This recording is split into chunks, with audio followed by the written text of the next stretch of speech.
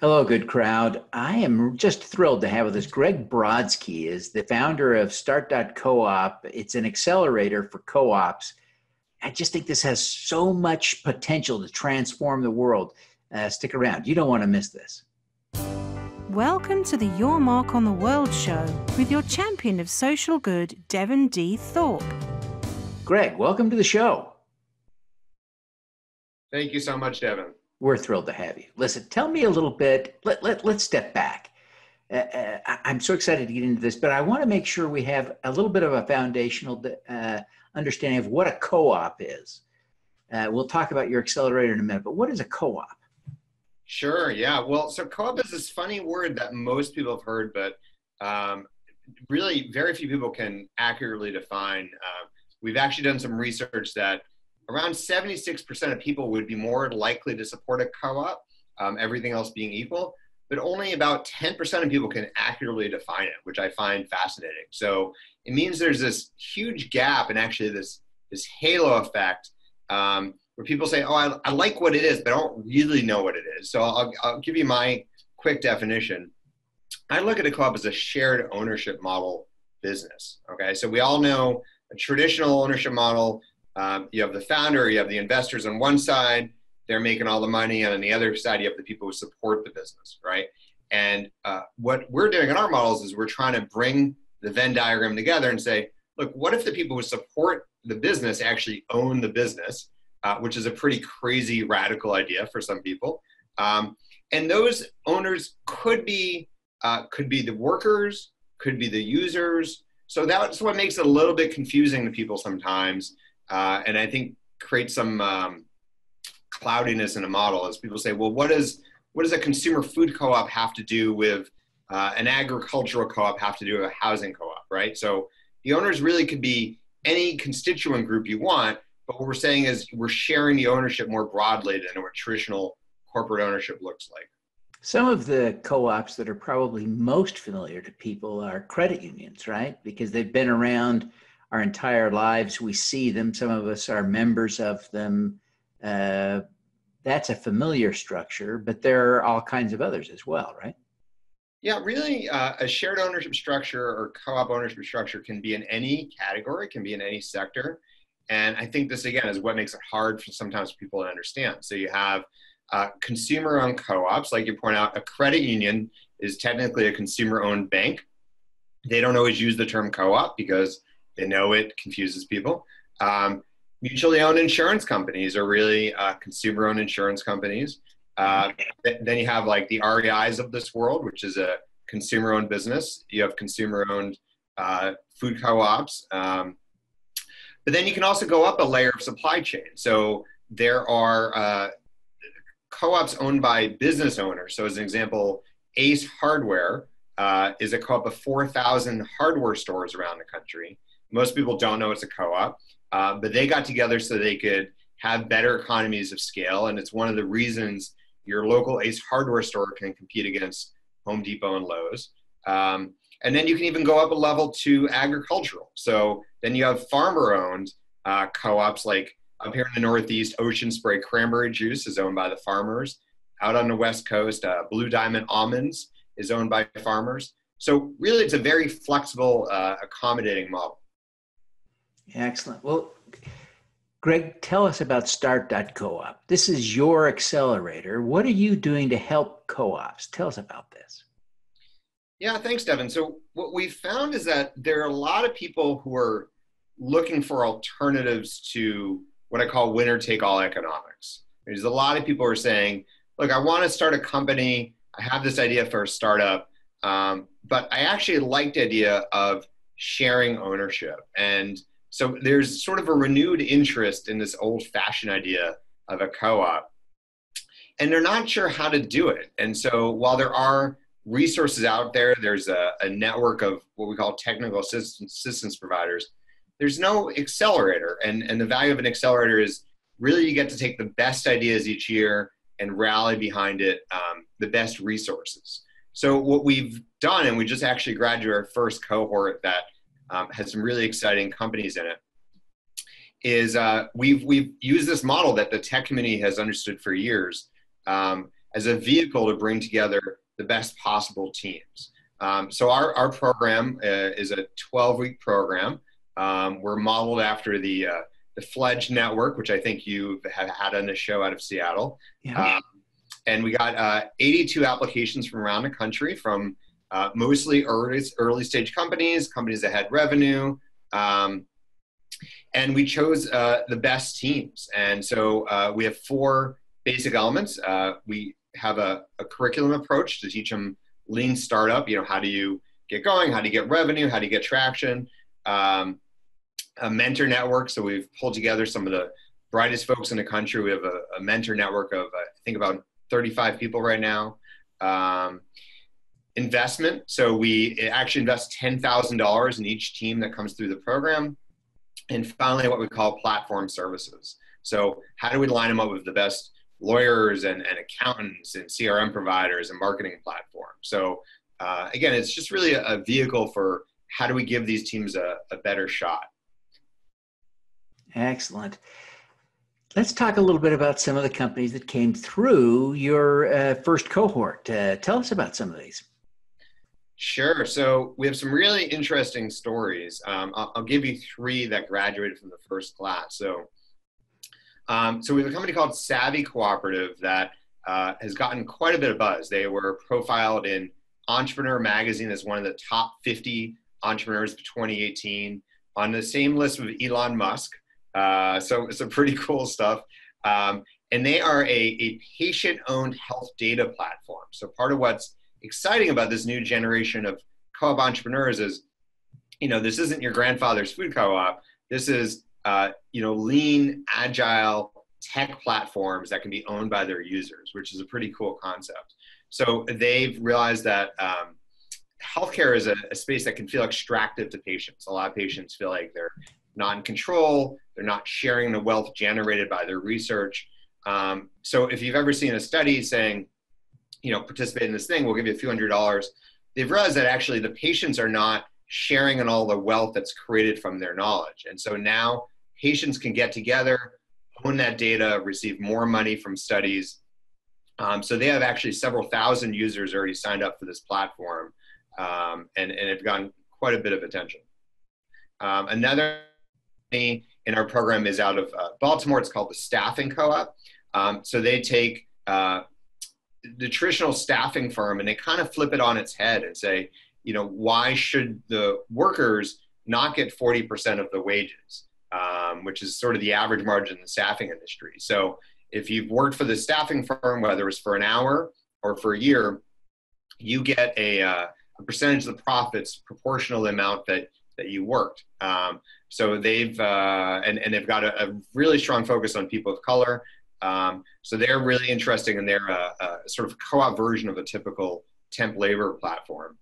And finally, we have a team out of the West Coast called the Driver's Seat Data Co-op. And so what they're trying to do is give a leg up to the millions of Uber and Lyft drivers out there who feel like the economy is not really serving their needs. So they've realized that these Uber and Lyft drivers going around are actually looking for better strategies of how to optimize their earnings. So they're building a platform to help them not just optimize, but actually aggregate shared data that they believe they can sell and then share the profits back with these drivers.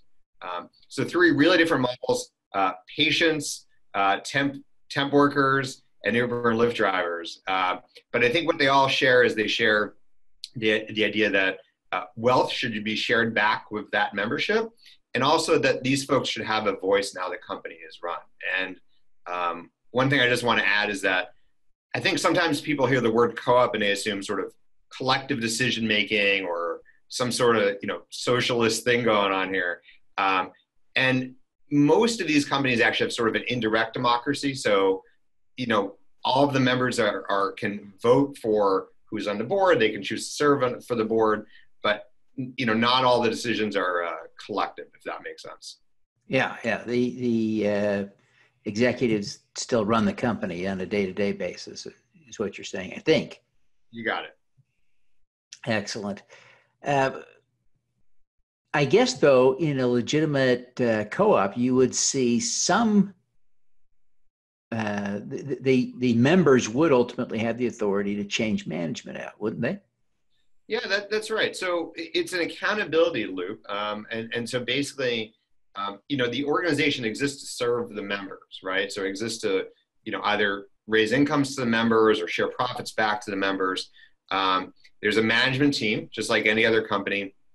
The difference is the management team is ultimately accountable to the board, and the people who elect the board are the members. So rather than outside investors controlling that board or outside investors being the majority of that board, the members are the one who can serve on that board and can also vote that board out if they don't feel like the company is meeting their purpose. And one of the impacts of this would seem to me to be creating not a strict cap, but a dampening effect on executive salaries in a co-op. I think of the Uber driver example, for instance. If the Uber drivers on average are earning, let's call it 40 grand a year, and it probably depends on where they are, right? How much they make and everything. But if a group of people who make $40,000 a year are choosing a CEO, they're probably not going to want to pay that CEO $600,000 or $2 million a year, no matter how big the scale of the enterprise gets, because they're all $40,000 a year people. What's your reaction to that? I think that comes down to having a good board, to be honest. So I've certainly heard that concern raised around, boards voted in by a cooperative membership. But I think most folks who are really thinking through the competitive analysis realize that you need to have high quality talent and high quality executives running your company, or else you're not going to compete. And so each of these companies, whether it's healthcare or staffing or the gig economy, they have to solve very real, very complicated business challenges. And you just can't do that unless your executive team is paid well and probably in some ways better than the competition, because it is probably a slightly more complicated model. So I would say, while I've seen co-ops that have chosen to pay their executives less, I would say the ones that have done well have recognized that you need to have a well-paid executive team. Interesting reaction. Greg, what are you most proud of having accomplished so far? Yeah, that's a great question. I think just having created an accelerator really is the biggest accomplishment this year. A year and a half ago, we really looked at the landscape and we said, okay, if people like co-ops, if they want to support them, if there's interest in them, why aren't there more? I mean, it's really a pretty basic question. If people like this alternative, and the answer was really three things that we found. So one was there's a perception issue. They sound kind of old-fashioned, right? Even though what they do is actually pretty modern in addressing our economic needs. There was a financing problem, which I think we're still trying to find the right sorts of investors who want to invest in these models. And we have some really new, innovative ways that investors can participate. And then the last thing was people just didn't know how to build the models. So even though there's a lot of education out there in our space about why the co-op model is better, what people were not getting was some of the more business side, really practical nuts and bolts of how you build the company. So that's really the focus of our program is, let's just help you build the business. And I think we've learned a lot just running the first cohort. We're really excited to do it again. Fascinating.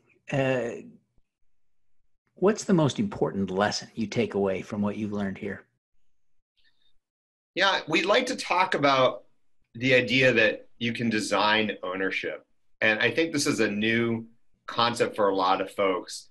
I think there's an assumption that the owners are who the owners are, and that somehow then we need to, hope that they feel generous enough to pay their employees well, or in the current political debate, maybe the government will keep them responsible to their social goals. And I think that's kind of a false choice, right? That we either have to rely on, human greed or the government. And I think our premise is that if we think of ownership as a design element, that you can actually design better companies that have not just better business outcomes, but also accomplish some social goals at the same time. So that's kind of our theory of change. Greg, what got you into this? What brought you to the co-op world? Yeah, well, it's a family story, to be honest. So when I was growing up in Manchester, New Hampshire, my dad owned the local carpet store. And as a little kid, I used to run up and down on the carpet rolls after hours, and it was a lot of fun. And, but I never really paid too much attention to my dad's business. And when I was about 7 or 8 years old, my dad got together with 9 other guys who ran carpet stores around the country. And they said, geez, we're all buying from the same suppliers. We all have the same marketing challenges and training challenges, and we all have the same operational expenses. Is there some way we can get together and create an economy of scale? And, and they didn't know that they were talking about a co-op at the time. So they actually went out and they studied different models. They found Ace Hardware, and I said, geez, that's what we want to build. And so when I was about 25 here in Boston, where I live, I was working for a local bike store. And I told my father some of the challenges that the local bike store owner had. And he said, have they ever considered a cooperative model? And I said, no, but tell me more about this co-op thing that you do. And that was really the beginning of a 10-year journey for me, where I started and managed the nation's only co-op for retail bicycle stores. And so there's still around 250 bike stores in the program. And it's been a few years since I worked with them. And then and then after that, I actually got introduced to a group of brewery owners who wanted a co-op for craft beer. They wanted a better way to negotiate cardboard and glass and cans and the things that they buy. And so getting to do this several times in a few different industries, I personally got to see kind of the benefits of the model and how economy of scale really changes things. But I also saw that, other people didn't know how to do this. I was sort of born into a family that, where I could really study it in depth. Fascinating. Greg, what is your superpower? That's a great question, Devin. I want to hear what your superpower is. I'm not allowed to have one. This is about you. I think we all do things well, right? I think there are people who can outperform me in a lot of different areas. I think the one thing I do really well is I read people really well, which is really useful in this work. I think it's, when you're getting pitched from dozens and dozens and dozens of companies, it's not just about the business plan. It's not just about the sector. It's not just about the financial model.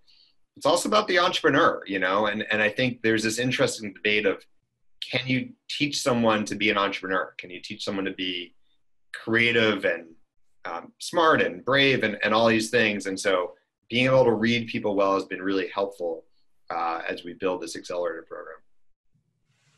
Fascinating. Well, Greg, thank you very much for taking the time to be with us today. Your work is so interesting.